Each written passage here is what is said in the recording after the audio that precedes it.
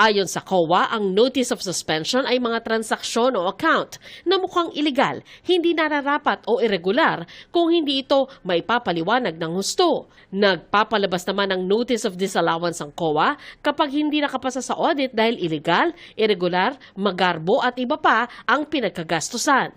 Nabibigyan naman ng notice of charge ang isang ahensya kapag kulang ang revenue o receipt na kailangan matanggap ng ahensya dahil sa kakulangan ng appraisal, assessment o collection.